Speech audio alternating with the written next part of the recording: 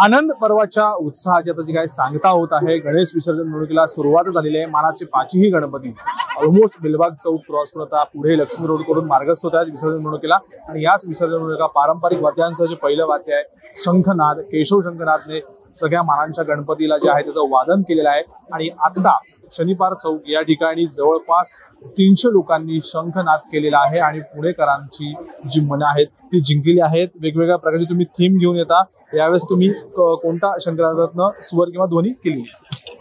केशव शंखनाद पथक हे हिंदुस्थानातलं पहिलं शंखनाद पथक आहे। आपण जाणतात गेले 7 वर्ष आपण गणेश विसर्जन असेल किंवा गणेश आगमन असेल या दोन्ही मिरवणुका आपण वाजवत असतो। हिंदुस्थानातील पहिला सार्वजनिक गणपती श्रीमंत भाऊसाहेब रंगारी गणपती ट्रस्टच्या वतीनं सर्व गणेश भक्तांना अनंत चतुर्दशीच्या मनपूर्वक शुभेच्छा। शुभेच्छुक श्री पुनीत दादा बालन, विश्वस्त आणि उत्सव प्रमुख श्रीमंत भाऊसाहेब रंगारी गणपती ट्रस्ट पुणे।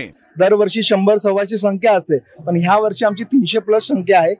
दुपारच्या सेशनला वेगळी आणि संध्याकाळच्या सेशनला असे एकूण 500च्या वर शंखवादक यावर्षी गणेश विसर्जनाला बाप्पाच्या विसर्जना मिरवणुकीला उतरलेले आहेत। दरवर्षी आम्ही 7 आवर्तनं वाजवतो, ह्या वर्षी आम्ही 3 मंत्र उच्चार आणि आपण बघितलं ते संबळांची संख्या वाढलेली आहे। परेड म्हणून काही आहेत, काही नाद आम्ही वाजवलेले आहेत। टोटल 11 आम्ही आवर्तन ह्या वर्षी वाजवतोय आणि बाप्पाचं विसर्जन त्या ब्रह्मनादाने आणि विसर्जन पवित्र शंखवादनाने करतोय।